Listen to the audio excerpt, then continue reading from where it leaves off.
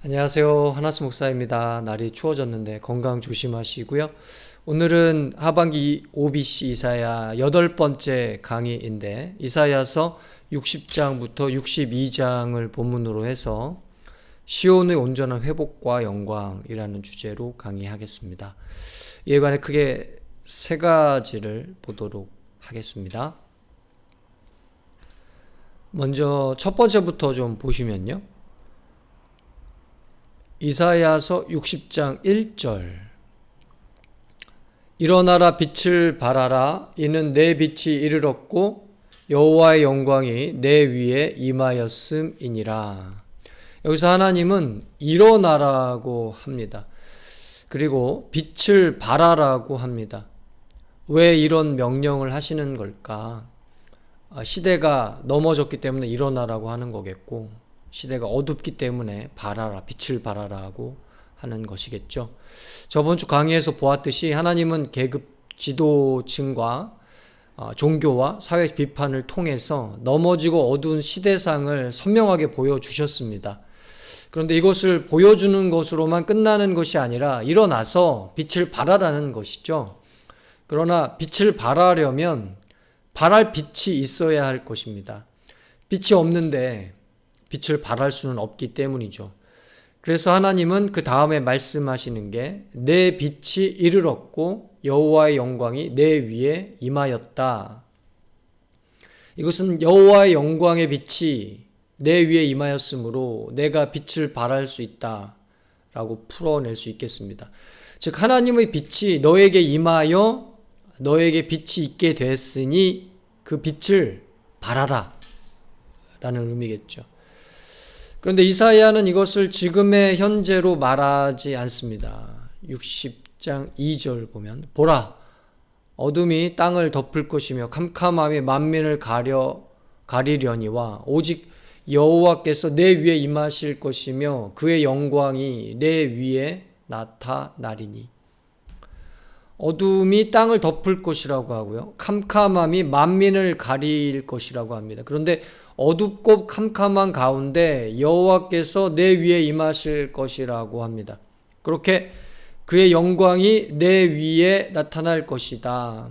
이것은 현재 시제가 아니라 미래 시제죠. 지금의 어둠과 무너짐을 말하는 것이 1절이라면 미래의 어둠과 캄캄함을 말하는 것이 2절이라는 거죠. 따라서 어둠이라는 것이 지금만 있다기보다 미래에도 있을 것인데 이런 미래가 영원할 거라고 말씀하시진 않습니다. 60장 3절을 보면은 나라들은 내 빛으로 왕들은 비치는 내 광명으로 나아오리라. 나라들이 내 빛으로 나아올 것이다 라고 합니다. 왕들은 내 광명으로 나아올 것이다 라고 하죠. 나라들과 왕들은 보편 세상을 말하죠. 나라들과 왕들은 보편 역사를 말하겠죠.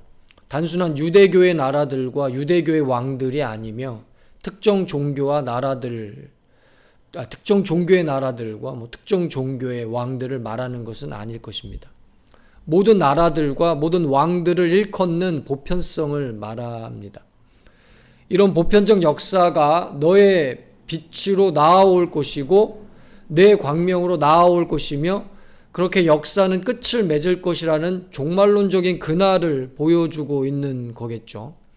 어둠과 캄캄함이 미래에도 있을 것이지만 지금만이 아니라 미래에도 있을 것이지만 그날과 그때에는 하나님의 빛으로 돌아오게 되고 돌아오지 못한 어둠은 종말을 고하게 될 것이라는 맥락입니다.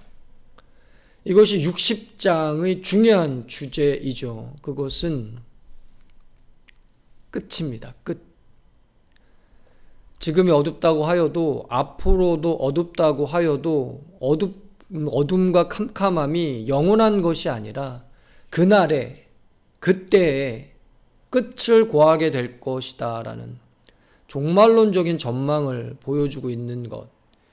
이게 60장이죠. 그런데 이런 끝은 두 가지 특징을 갖고 있습니다. 첫 번째 특징은요.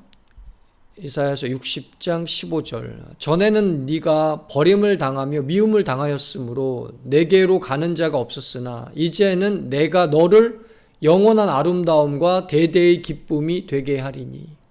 여기서 전에는 네가 버림을 당하였고 미움을 당하였다고 합니다. 그런데 이제는 내가 너를 영원한 아름다움과 대대의 기쁨이 되게 하리라고 하십니다. 버림과 미움이 아름다움과 기쁨으로 변화되고 있습니다. 이를 통해 보여주시는 것은 반전이죠. 버림이 아름다움으로 반전되고 미움이 기쁨으로 반전되는 것.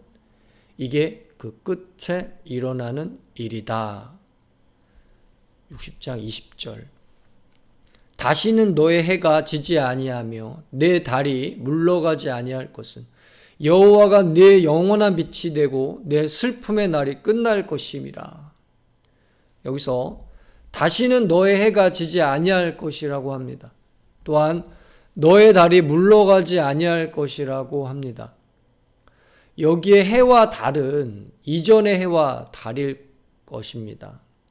지는 해와 물러가는 달은 이전의 해와 달이기 때문이죠. 그런데 이제는 해가 지지 아니할 것이고 달이 물러가지 아니할 것이다. 왜? 여호와가 영원한 빛이 너의 영원한 빛이 되고 너의 슬픔의 날이 끝날 것이기 때문입니다. 해가 지는 것처럼 지는 인생과 역사의 슬픔, 달이 쓰러지는 것처럼 쓰러지는 인생과 역사의 슬픔이 지금 여기서는 계속 이어지겠지만 영원히 이어지는 것은 아니며 그날과 그때에 여호와가 영원한 빛이 될 것이고 그렇게 너의 슬픔의 역사와 인생의 날은 끝날 것이라는 겁니다. 이를 통해 역시 보여주는 건 반전이죠. 슬픔의 계속에서 슬픔의 종말로, 매일 떠오르고 지는 해에서 지지 않는 해로, 매일 차고 기우는 달에서 물러가지 않는 달로 반전이 일어나는 것입니다. 이것이 끝의 첫 번째 특징입니다. 그것은 반전이라는 거예요. 그 끝에는요, 반전이 일어난다. 두 번째 특징을 보죠. 이사야서 60장 22절. 그 작은 자가 1000명을 이루겠고 그 약한 자가 강국을 이룰 것이라. 때가 되면 나 여호와가 속히 이루리라. 여기서 이사야는 작은 자가 1000명을 이룰 것이라고 반전을 보여줍니다. 또한 약한 자가 강국을 이룰 것이라는 반전도 보여줍니다. 그런데 이런 반전의 주체가 누구라고 나오죠? 때가 되면 나 여호와가 속히 이루리라. 바로 여호와로 나옵니다. 그때를 오게 하는 분, 그때 작은 자가 천을 이루고 약한 자가 강국을 이루며 지는 해가 물러나고 영원한 빛으로 오시는 분, 쓰러지는 달이 비켜서고 영원한 빛으로 오시는 분, 버림이 아름다움이 되고 미움이 기쁨이 되게 하시는 반전의 종말을 완성하시는 분, 이 반전의 주체가 바로 여호와 하나님이시라는 거죠. 이것이 끝의 두 번째 특징입니다. 그것은 주권입니다. 이 끝이라는 게 오지 않기를 바란다거나 이 끝이라는 것을 우리가 오도록 이루겠다거나 다 굉장히 위험한 생각이죠. 왜? 주권은 하나님께 있기 때문에 그렇습니다. 끝이 오는 주권은 하나님께 있다.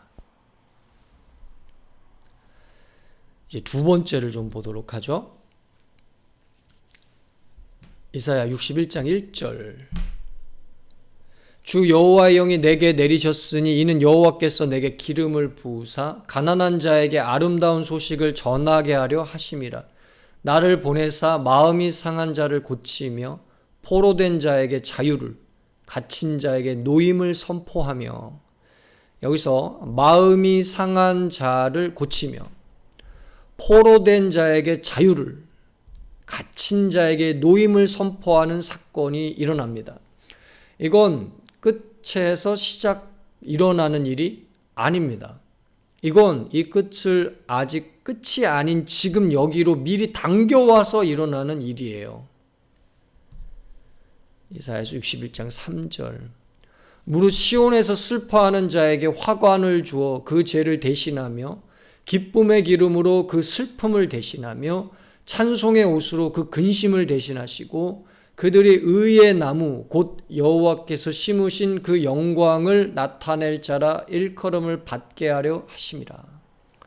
여기서 시온에서 슬퍼하는 자에게 그 죄를 대신하여 화관을 주는 일, 그 슬픔을 대신하여 기쁨의 기름을 붓는 일, 그 근심을 대신하여 찬송의 옷을 입히는 일, 그렇게 하나님께서 심으신 그 영광을 나타낼 자라 일컬음을 받게 되어 의의 열매를 맺게 하는 의의 씨앗이 심겨지는 일이 일어난다고 합니다. 이건 역시 끝에서 일어나는 일이 아닙니다. 이것은 이 끝에서 일어나는 일을 아직 끝이 아닌 지금 여기로 미리 당겨와서 일어나는 일이에요. 이를 통해 이사야는 한 가지를 보여주는데요. 그건 시작이죠.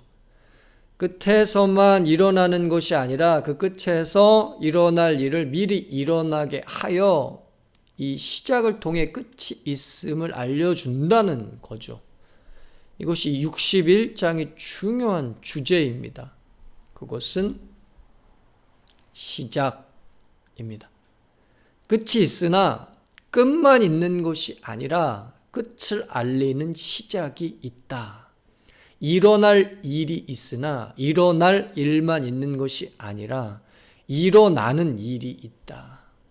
예수 그리스도가 오실 날이 있으나 예수 그리스도 오실 날만 있는 것이 아니라 지금 여기 2021년 혹은 1999년 혹은 1987년에 어떤 인생에게 예수 그리스도가 오신 날도 있다.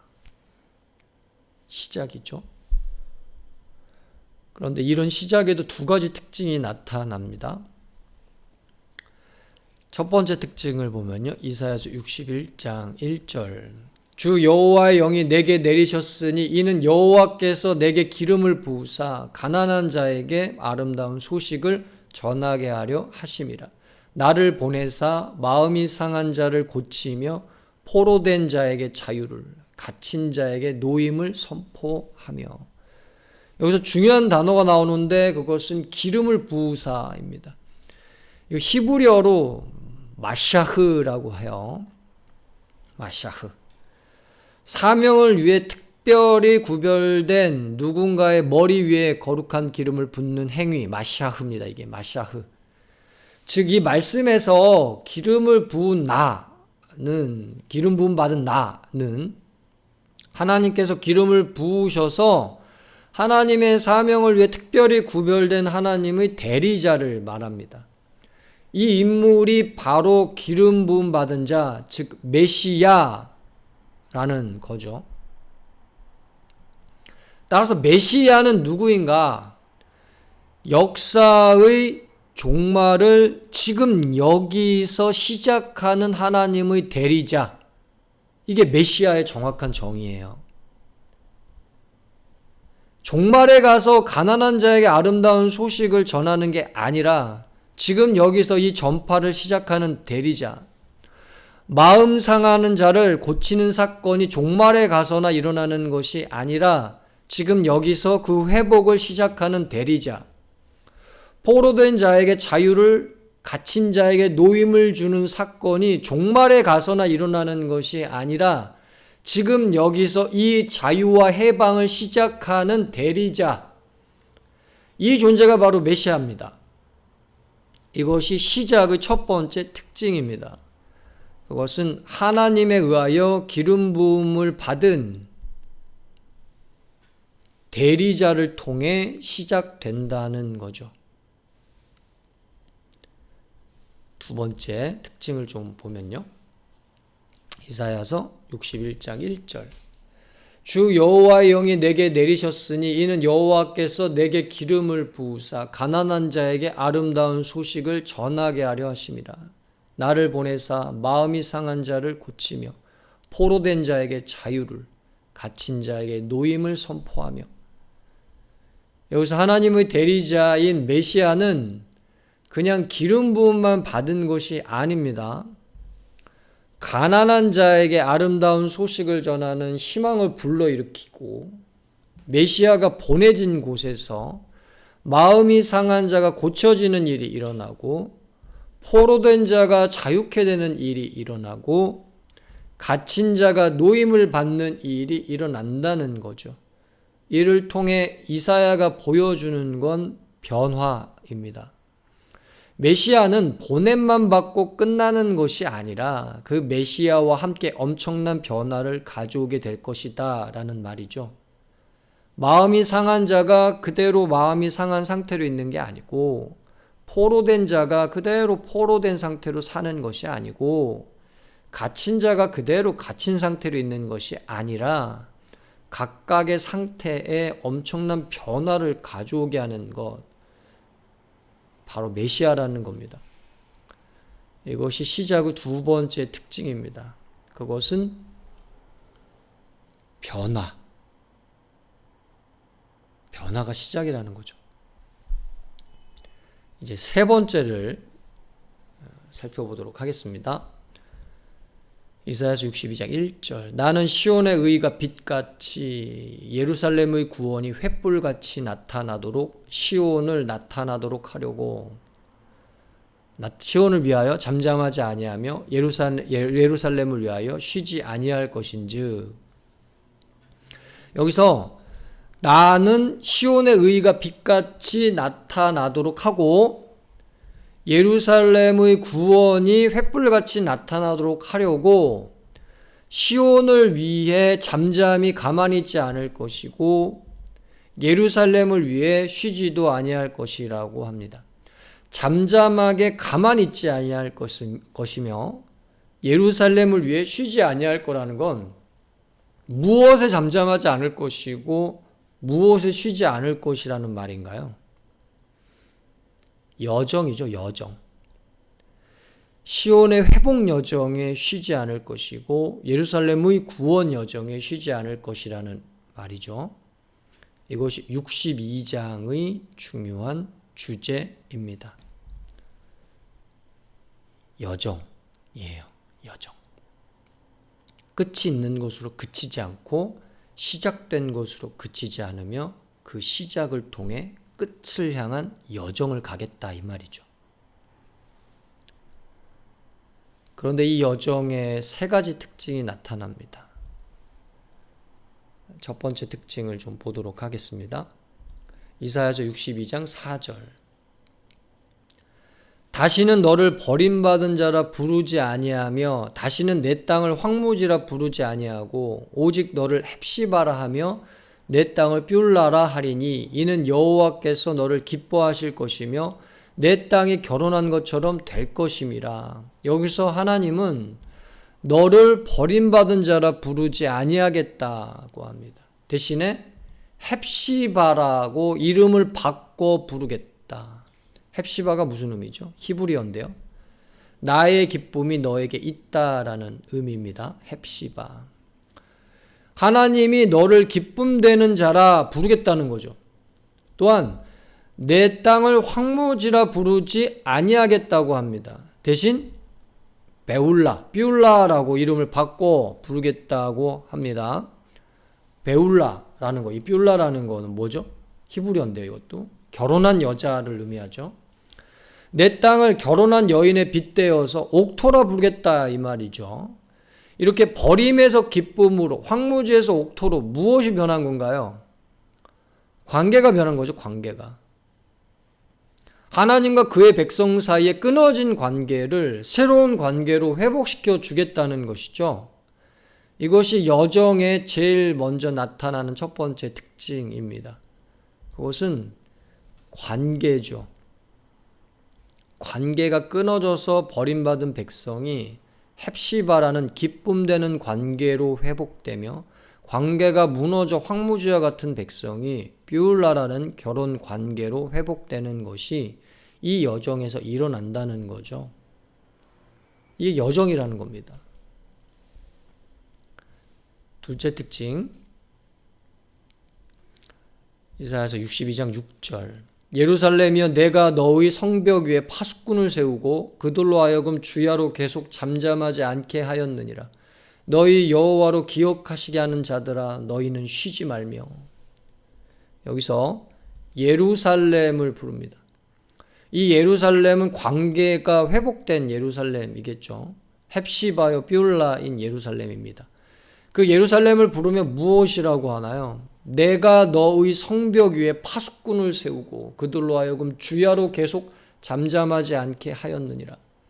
예루살렘의 성벽 위에 파수꾼을 세우셨다고 합니다. 그리고 그 파수꾼들이 주야로 쉬지 않도록 하셨다는 거죠. 여기서 파수꾼은 뭔가요? 적의 침입을 사전에 알려주는 사람이며 전조를 보고 알려주는 사람이죠. 이 사람이 파수꾼입니다. 따라서 제대로 알려주는 사명을 지니고 있죠. 파수꾼이 제대로 못 알려주면요 다 죽습니다. 파수꾼의 핵심 사명은 제대로 알려주는 사명을 지니는 거예요. 이 사람이 바로 파수꾼입니다. 하나님은 이 여정 중에 파수하는 사명자를 세워서 하나님의 약속이 어떻게 실현되는지를 자기의 백성들에게 알려주도록 하겠다는 겁니다. 이것이 여정의 두 번째 특징입니다. 그것은 관계의 회복으로 그치지 않고 사명을 감당하도록 파수꾼을 세우시고 부르신다는 거죠. 이 여정 중에 반드시 있다는 거예요. 세 번째 특징, 이사야서 62장 10절. 성문으로 나아가라 나아가라 백성의 올개를 닦으라 큰 개를 수축하고 수축하라 돌을 제하라 만민을 위하여 기치를 들라. 여기서 성문으로 나아가라고 합니다. 왜? 백성의 올개를 닦으라는 거죠. 그러면 길을 어떻게 닦을 수 있는가? 큰 길을 수축하고 수축하라는 거죠. 그 길을 수축하기 위해서 어떻게 해야 되는가? 돌을 제하여 걸리지 않게 해야 된다는 거예요. 그러면 이 길은 왜 이렇게 만들어 가야 되는 건가? 성문으로 나아가서 길을 닦기 위해 길을 만들고 수축하는 걸 왜 해야 되는가? 만민을 위해 기치를 들기 위해서입니다. 즉 만민들이 예루살렘에 꽂은 깃발을 보고 예루살렘이 저기구나라고 인식하여 그곳으로 올 수 있도록 길을 만드는 거죠. 이렇게 10절은 5개의 동사가 연이어 나오면서 하나의 중요성을 말해주고 있어요. 나아가라, 닦으라, 수축하라, 제하라, 기치를 들라. 이 5개의 동사가 연이어 나오면서 하나의 중요성을 말해주는데요. 그건 뭐죠? 헌신입니다. 나아가라는 헌신, 닦으라는 헌신, 수축하라는 헌신, 제하라는 헌신, 기치를 들라는 헌신을 통해 여정을 가게 된다는 말이죠. 이것이 여정의 마지막 특징입니다. 그것은 관계의 회복에서 끝나는 것도 아니고 사명의로의 부르심에서 끝나는 것도 아니고 시작의 끝을 향해 실제 여정을 갈 수 있도록 하는 헌신입니다. 오늘 강의를 정리하겠습니다.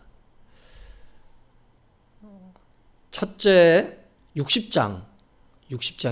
60장은 뭘 말한다고요? 끝을 말하며 이 끝은 반전이 일어나는 끝이고 하나님의 주권으로 이르게 되는 끝이다. 그런데 둘째 61장이잖아요. 61장은 끝만 있는 게 아니라 이 끝이 있음을 보여주는 시작이 나옵니다. 이 시작은 메시아라는 대리자를 통해 일어나며 변화를 통해 일어난다. 그리고 셋째, 이건 62장이죠. 62장은 이 시작에서 끝으로 향하는 여정을 말해주고 있는데 이 여정의 특징은 먼저 관계의 회복, 그리고 사명자를 세우심, 그리고 여정으로의 헌신이라는 것입니다. 이게 잘못 나왔네요. 이 키노트, 이 영상이 변화가 아니라 이 헌신입니다. 헌신. 네, 마지막 부분. 네. 오늘 강의는 여기까지고요. 다음 주는 하반기 이사야서 9번째 시간으로 이사야서 63장부터 65장까지 심판과 구원 속에 도래하는 하나님 나라라는 주제로 찾아뵙도록 하겠습니다. 감사합니다.